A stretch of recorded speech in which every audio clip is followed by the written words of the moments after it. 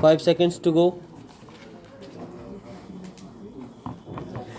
Sir, I agree wholeheartedly with the sentiments expressed in favor of public cooperation, in favor of the importance of public cooperation.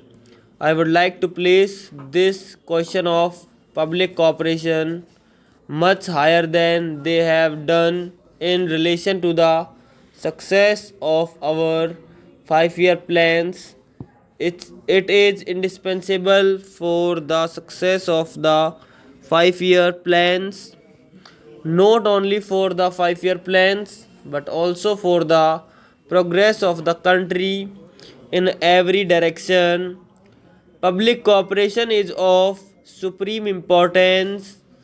When we think of a plan, usually it occurs to us that the requisites for the successful implementation of it are materials, machines, financial resources, and personnel.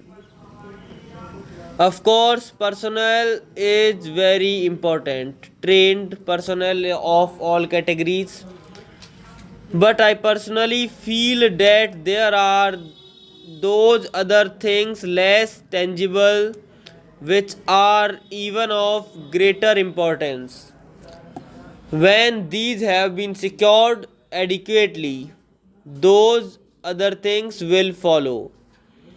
They are a sense of unity in the country, a sense of discipline in the country, and enlightened and enthusiastic cooperation of the people in all the various development programs and various schemes for the building up of a country.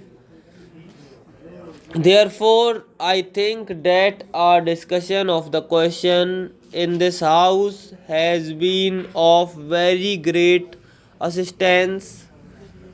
We think of the people merely as if they are beneficiaries of the plans.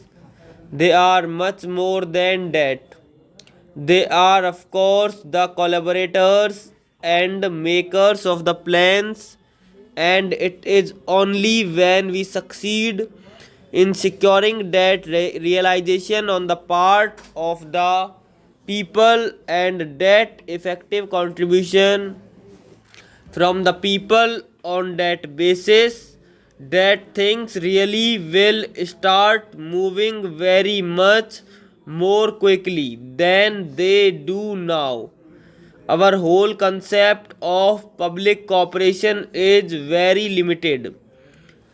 We think of only people attending our meetings and of a little shramdan here and there.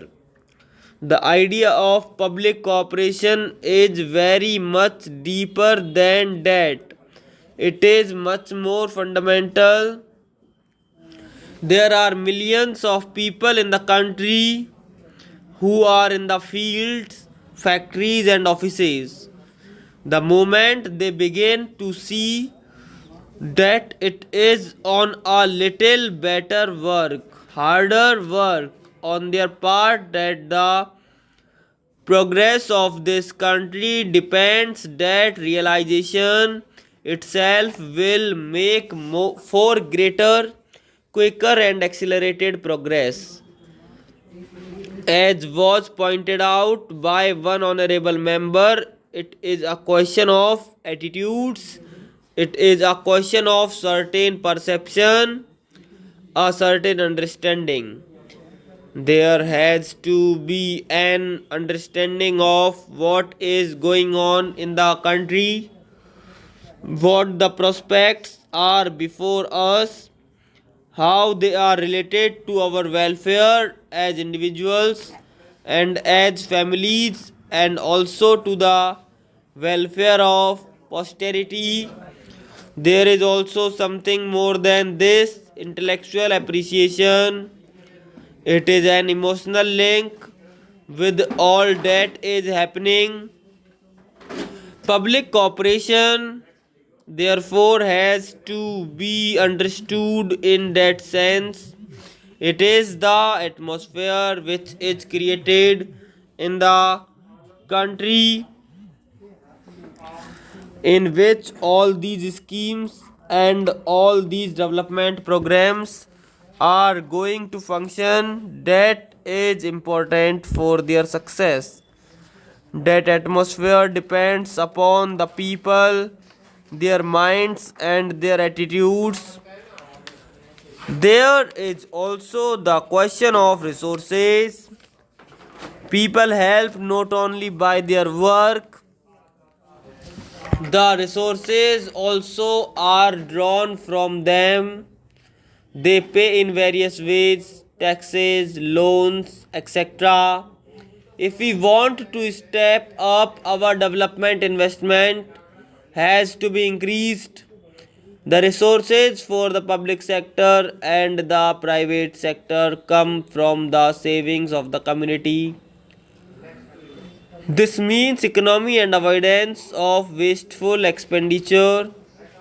One honorable member said that austerity should not be restricted to the workers only.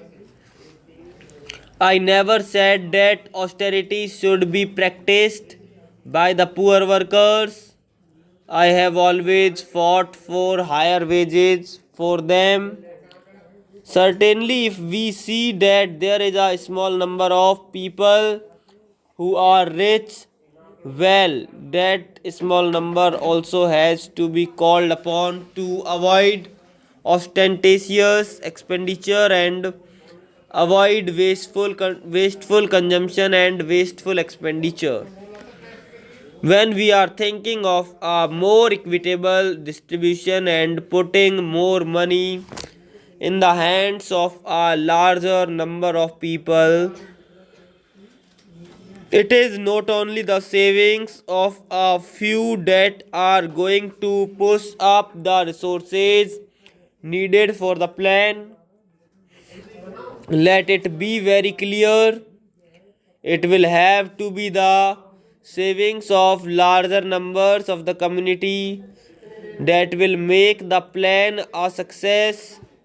Of course, it is always understood that those who are at the lowest rung of the ladder certainly have nothing to spare, but at various levels beneath that of the people who may have crores and many lakhs, there are various groups whose savings are required, and if we are to go away with the impression that it is only the income tax payer and the rich whose savings and whose austerity are going to be sufficient, then it is not going to be so. The question of harder work, more honest work, economy, austerity in various degrees, all these important for the plan. There is the question of the sense of discipline, of how we behave towards each other and how we provoke each other. The occasion may be very small, but it may appear at the time to be so something of a crisis, but when it is considered in relation to the vast question of development of the country, the future of the country, that small trouble which arises out of one thing or the other pales into insignificance even from the point of view of the larger interest of those very groups. If they create disturbances, if they create a commotion, if they create a sense of insecurity, that is bound to hamper the progress of the plan and they will suffer, among others, perhaps much more than by anything that they may gain by the things which provoke them into those things. It is just incidentally that I have mentioned this. There are the people have to cooperate, but there is the other aspect.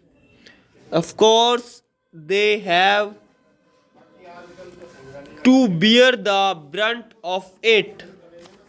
The initiative for public cooperation has to be theirs.